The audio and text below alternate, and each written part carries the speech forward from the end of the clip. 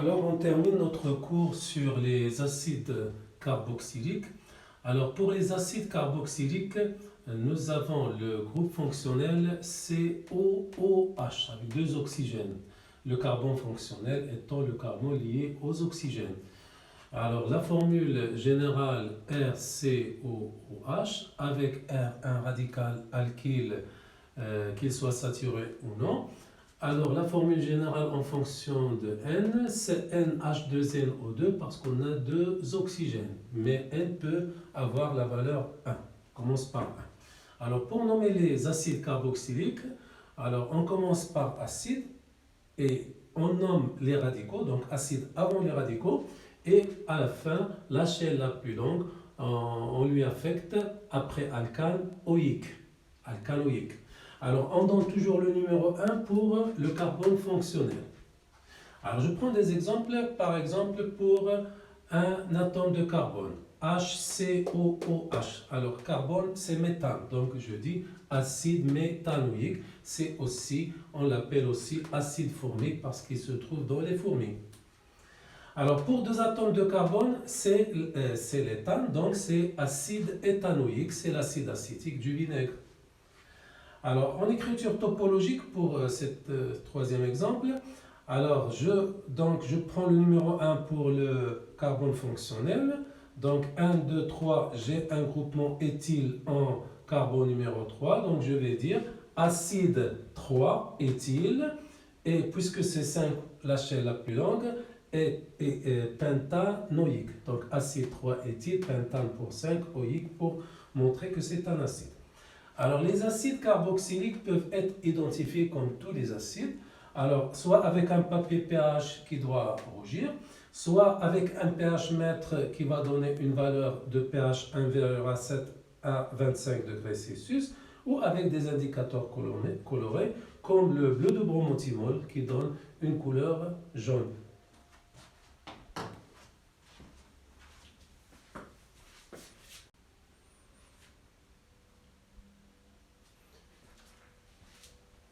Alors, on va passer à la deuxième partie de notre cours, l'oxydation des alcools.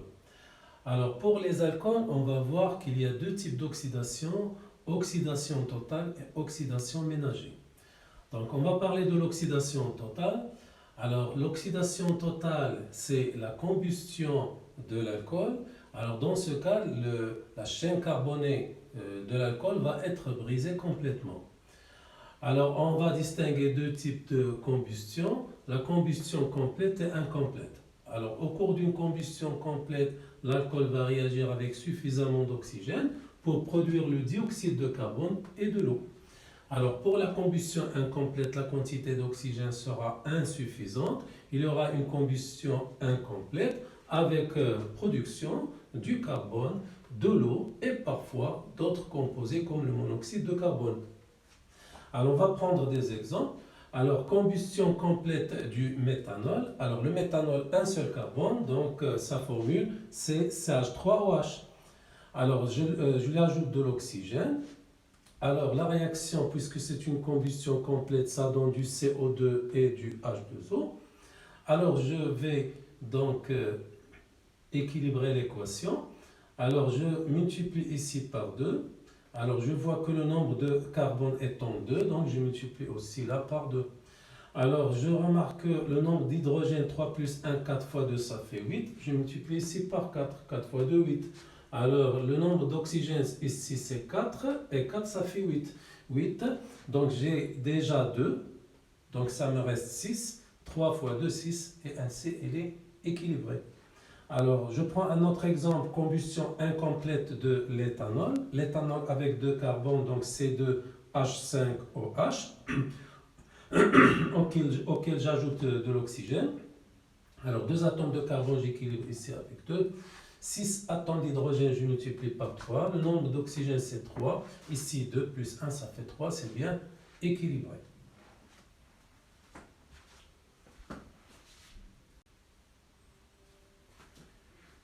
Alors, on va passer à l'oxydation ménagée, deuxième type d'oxydation, après l'oxydation totale. Alors, oxydation ménagée, il dépend du type de l'alcool à utiliser. Alors, si l'alcool est primaire, l'alcool va être oxydé par un oxydant en deux étapes. Alors, si l'oxydant est en quantité moyenne, alors la première étape, ça va donner un aldéhyde, et en deuxième étape, on l'oxyde en acide carboxylique, donc en deux étapes. Mais si j'utilise l'oxydant avec lequel je vais oxyder l'alcool en grande quantité, en excès, alors je peux passer directement de l'alcool primaire à l'acide carboxylique. Alors ça, si l'alcool est primaire. Alors si l'alcool est secondaire, je passe directement avec l'oxydant en cétone. Si l'alcool est tertiaire, j'obtiens rien. Alors, il faut noter que l'oxydation ménagée, c'est une oxydation qui garde le squelette carboné de la chaîne carbonée de l'alcool intact. C'est-à-dire, on va retrouver le nombre d'atomes de carbone aussi dans l'aldéhyde que dans l'acide carboxylique. Et de même, le même nombre, je le retrouve de l'alcool secondaire dans la cétone.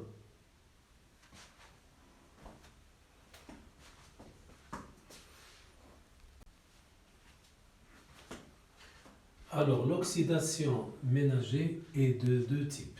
Il y a une oxydation catalytique et il y a aussi une oxydation par les composés oxygénés. Alors, pour l'oxydation catalytique, on va utiliser le cuivre comme catalyseur, bien sûr avec un peu de chauffage. Alors, je vais prendre deux exemples. Je vais prendre l'oxydation catalytique de l'éthanol. Alors, l'éthanol est un alcool primaire. Donc, son oxydation passe par deux étapes.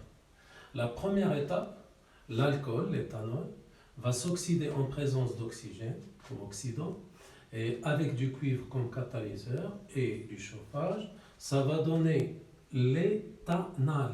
Donc, éthanol, je garde le même nombre de carbone, 2, donc ça va produire de l'éthanol en première étape. Alors, si je fais le compte, alors vous devez toujours multiplier l'oxygène par 1,5 pour simplifier les choses.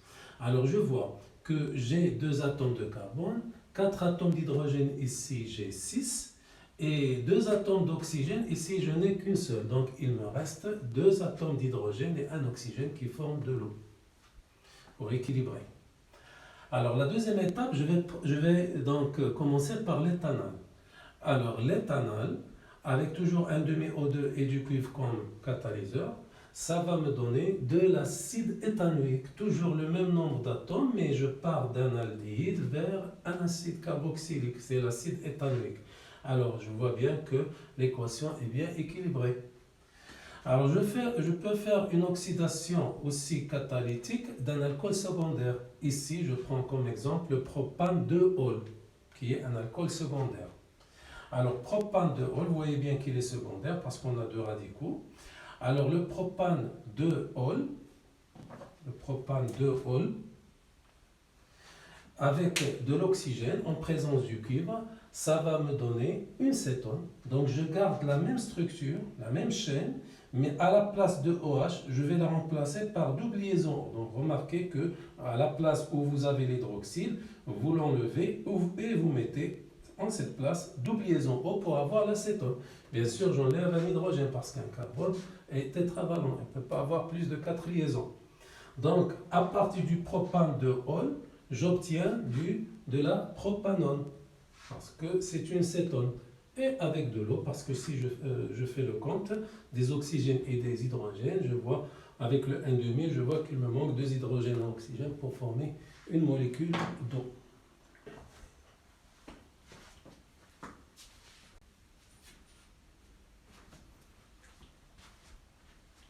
Alors on va voir donc l'oxydation par les composés oxygénés.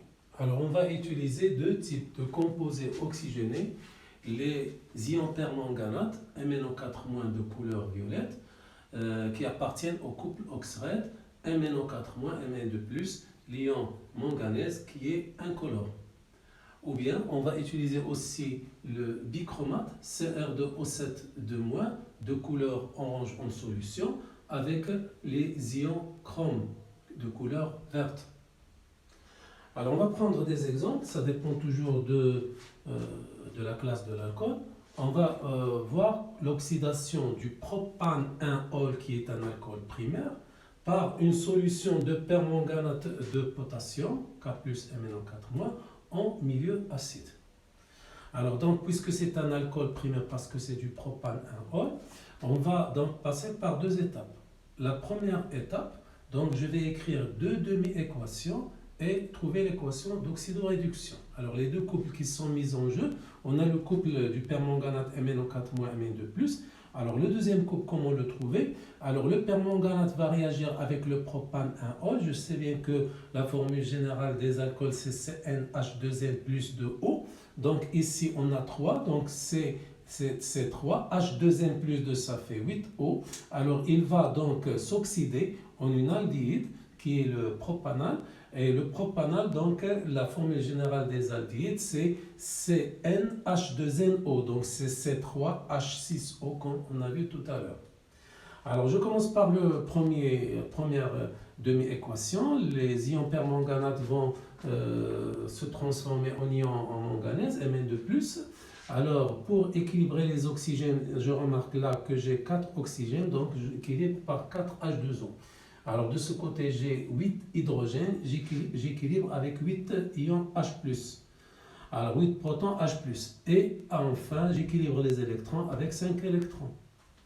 Du côté de l'oxydant toujours, les électrons s'ajoutent du côté de l'oxydant.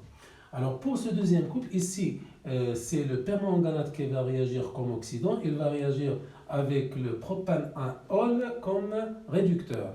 Alors C3H8O va se transformer en propanal qui est le C3H6O. Alors je remarque ici que le nombre d'oxygènes est le même. Il me reste seulement à équilibrer les hydrogènes. Ici j'ai 8 hydrogènes, donc j'équilibre en ajoutant 2 H+, et j'ajoute 2 électrons.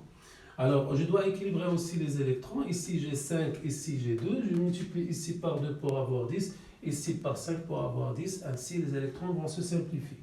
Et je fais la somme. Donc j'obtiens, je multiplie ici par 2, 2MnO4-. 2 fois 8 ça fait 16 H+, mais de ce côté j'ai 10. Je simplifie par 10, il me reste 6. Et 5 C3H8O. Alors ça donne 2 Mn2+, 2 fois 4, 8 H2O et 5 C3H6O. Alors donc première étape, oxydation par les ions permanganate du propane 1-ol en propanal qui est un aldéhyde. Alors deuxième étape, donc c'est la même façon, je vais donc oxyder par les ions permanganate. J'oxyde quoi? J'oxyde ce que je viens de trouver, le propanal, de formuler C3H6O. Il va s'oxyder en deuxième étape en un acide carboxylique de formule CnH2nO2, donc c'est C3H6O2. Alors la première demi-équation est identique, préalable. La deuxième, je commence par le propanal, C3H6O. Alors je vais le transformer en acide propanoïque, C3H6O2. Alors je vois bien que ici j'ai 2 oxygènes, ici j'ai qu'un seul, donc j'équilibre avec H2O. Je fais le compte des hydrogènes, ici 8, ici 6, il me faut 2 H+. Alors pour les électrons, je dois ajouter 2 électrons de ce côté. Alors je multiplie ici par 2, ici par 5 pour équilibrer les électrons et je fais la somme. J'obtiens ici 2 MnO4-. 2 fois 8 ça fait 16, mais moins 10 ça fait 6 H+, 5 C3H6O. Alors de l'autre côté, j'obtiens 2 Mn2+, avec 8 H2O, mais de ce côté j'ai 5. Donc 8 moins 5, ça fait 3. 3 H2O et enfin 5 C3H6O2. Donc ainsi, j'oxyde en deuxième étape le propanal avec les ions MnO4- en acide propanoïque.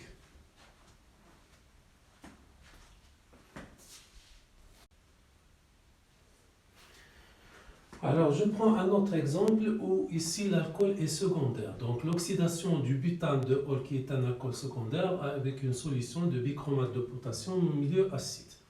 Alors, le bichromate Cr2O7-, Cr3+, voici le couple. Donc, je commence par le bichromate Cr2O7-, je transforme en Cr3+. Là, j'ai 2 chromes, je multiplie par 2.